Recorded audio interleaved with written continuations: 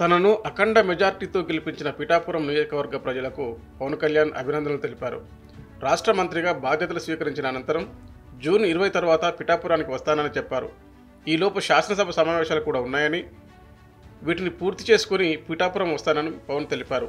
ఈ నెల 20 తర్వాత పిఠాపురం నియోజకవర్గ కార్యకర్తలను కలుస్తానని, ఆ తర్వాత దశలవారీగా అన్ని గ్రామాల్లో పర్యటిస్తానని చెప్పారు. తనను నేరుగా కలిసి అభినందించాలని పార్టీ నాయకులు, కార్యకర్తలు ఆశిస్తున్నారని, త్వరలోనే వారందరినీ కలిసి మాట్లాడతానని అన్నారు. అభినందనలు తెలియడానికి వచ్చేవారు పూల బొకేలు, శాలువాలు తీసుకురావద్దని పవన్ విజ్ఞప్తి చేశారు. ఎన్డీఏ కూటమి ఎన్నికల్లో ఇచ్చిన హామీల అమలు మొదలైందని జనసేన అధినేత పవన్ కళ్యాణ్ ఆనందం వ్యక్తం చేశారు. తన ఆనందాన్ని ఎక్స్ వేదికగా పంచుకున్న ఆయన కూటమి హామీలపై సీఎం చంద్రబాబు సంతకాలు చేసిన అంశాన్ని పోస్టు చేశారు.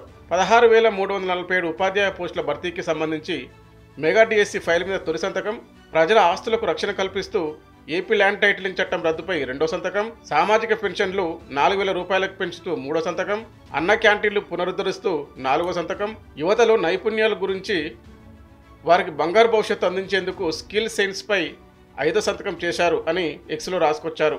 సంక్షేమం, అభివృద్ధి రెండు కళ్ళుగా రాష్ట్రంలో ఎన్డీఏ కూటమి పాలన సాగుతుందని, రాష్ట్రానికి పూర్వవైభవం తీసుకొచ్చేందుకు తొలి అడుగులు పడ్డాయని ఆయన ఆనందం వ్యక్తం చేశారు.